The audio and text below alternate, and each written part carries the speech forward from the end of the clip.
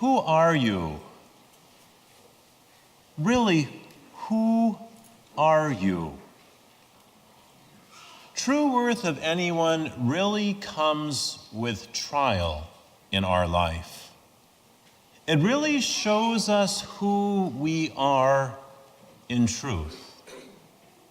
There's that old saying that you can't judge a book by its cover. Appearances alone are not enough. Who are we? What are we about? Sirach tells us that with the sieve, you sift out the undesirable, which remains in the sieve and lets the desirable pass through. And goes on to say, with the firing of pottery, it adopts its defective form and strength, or its definitive deformation and flaws. And then he goes on to say, with cultivating a fruit tree, it's easy to see whether you're successful or not. Good and abundant fruit or a withered tree with little or no fruit. These are three processes that things go through. But it's not the process that matters, it's the result. It's the final product. What do we have? And the same is true for you and I. What are we going to be as a final product?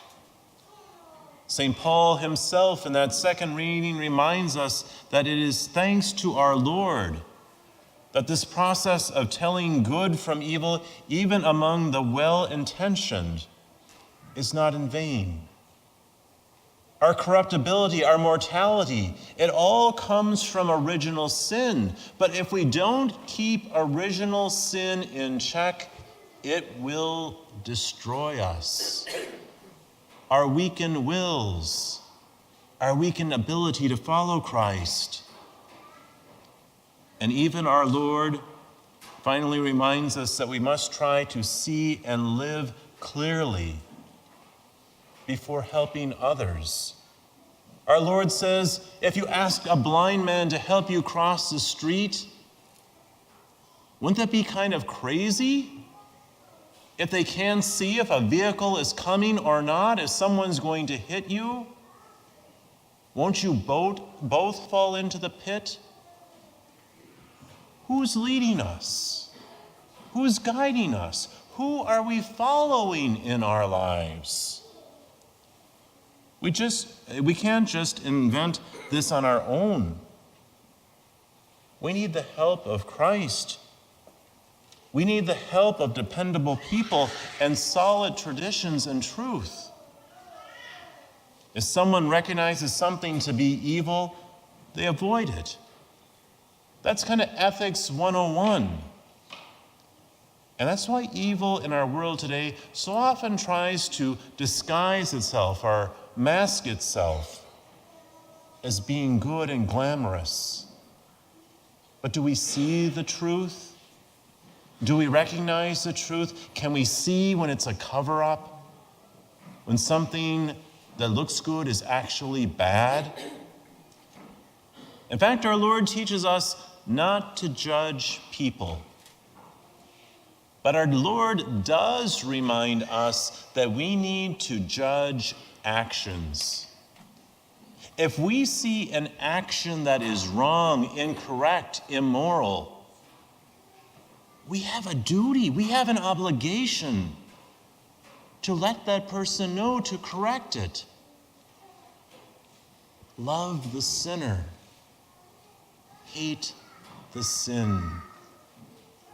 But are we doing that? Who are we? There's the illustration of a potter's furnace. At first, that clay is prepared.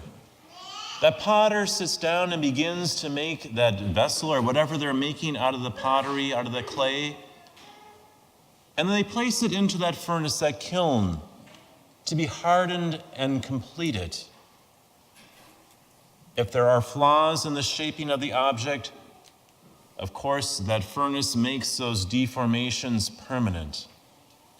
and only slight deformations can be corrected. If that piece of pottery goes in there perfect, of course the kiln, it perfects it. It makes it beautiful. How are we doing with our trials in life? Are they helping to perfect us? To make us followers of Christ more closely in our lives? What's happening to us? Trials are moments where we indeed show what we're made of. A trial can lead us either to growth or it can lead us to destruction in our life. What are we doing?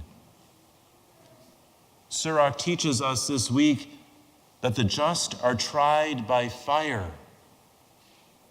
I beg to differ with him. I think the people in Minnesota are being tried by snow, ice, and cold. But what are we doing with it? Are we sitting there complaining about it? Mad at God because it's snowing all the time? Mad at God because it's cold outside and we can't do the things that we want to do? Or do we stop and look at the benefits?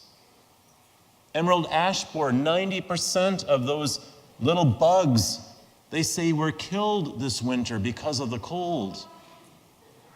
Farmers are appreciative that they have moisture that will be in the ground when they go to plant their seeds so that you and I have food to eat. What are we doing with the trials that come in our life?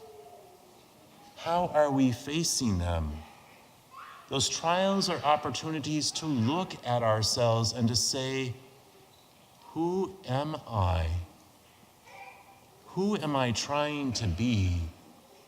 And am I truly following Christ?